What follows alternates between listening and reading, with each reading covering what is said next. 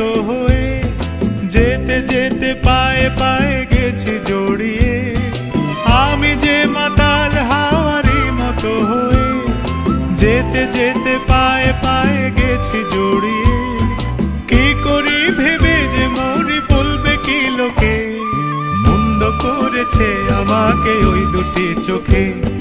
কি নামে ডেকে বলবো তোমাকে, মন্দ করেছে আমাকে ওই দুটি চোখে।